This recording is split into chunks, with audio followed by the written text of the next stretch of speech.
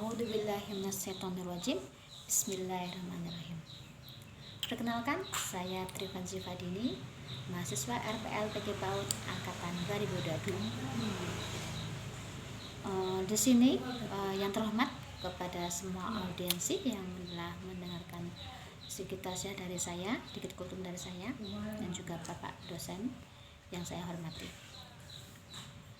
Pertama, marilah kita panjatkan puji syukur kehadirat Allah Subhanahu wa taala yang telah melimpahkan rahmat serta hidayahnya kepada kita semua, sehingga kita semua bisa menyaksikan kultum dari saya, bisa dalam keadaan sehat walafiat tanpa suatu kurang apapun, bisa makan, bisa berkumpul dengan keluarga, bisa melakukan aktivitas kegiatan sehari-hari dan sebagainya.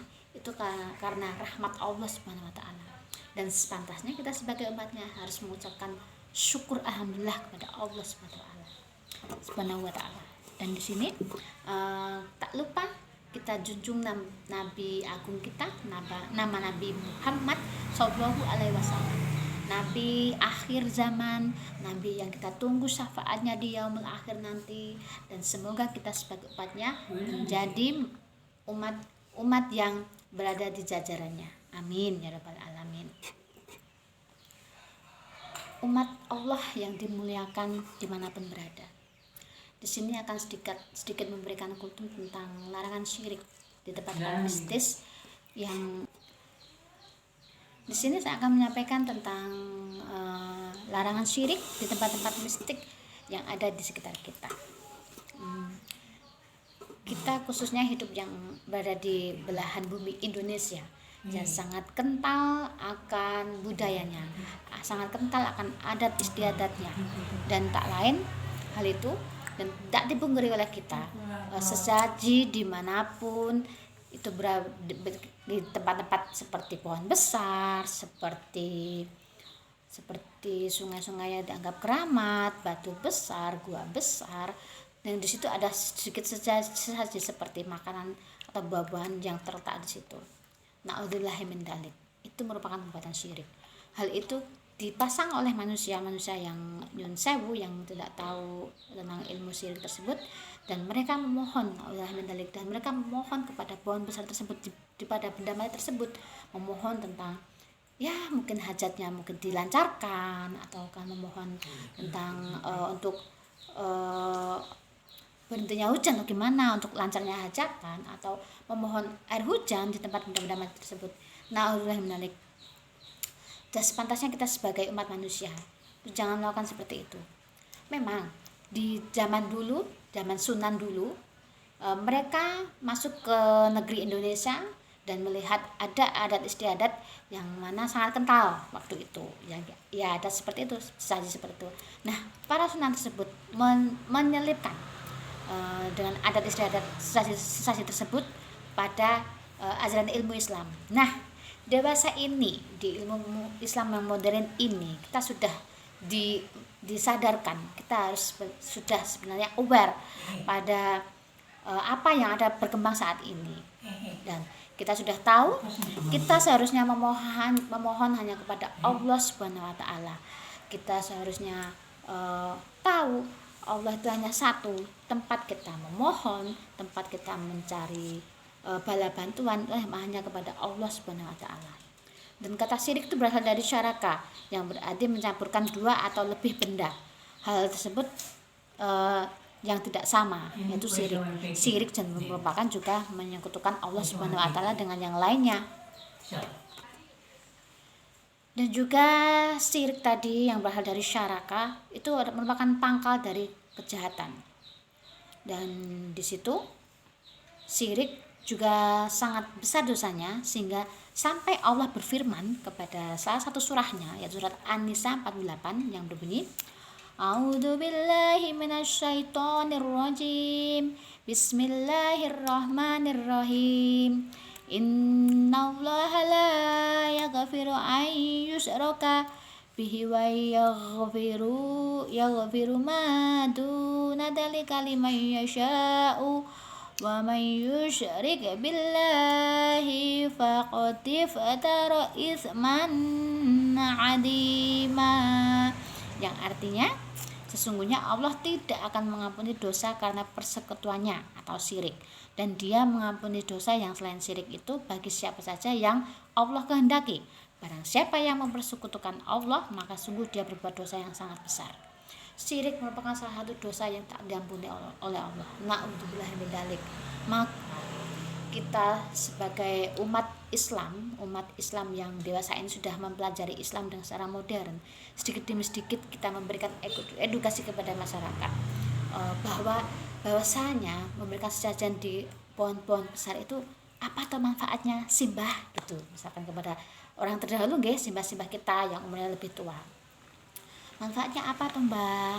Itu akan membuang rezeki saja seperti itu. Lebih baik kita sedekahkan barang-barang tersebut kepada orang yang lebih membutuhkan, dan kita berdoa di rumah bersama-sama untuk memohon sesuatu, misalkan memohon hajatannya agar dilancarkan, seperti itu kiranya. Namun tak dipungkiri segala penolakan dari masyarakat tetaplah ada. Nah, kita mantapkan hati, mantapkan jiwa, tegarkan hati untuk tetap berjalan di jalan Allah Subhanahu wa taala, bahwa syirik itu dilarang. Ya, sekali lagi syirik itu dilarang, dan syirik itu dosa besar yang na'udzubillah min dzalik tidak diampuni oleh Allah Subhanahu wa taala.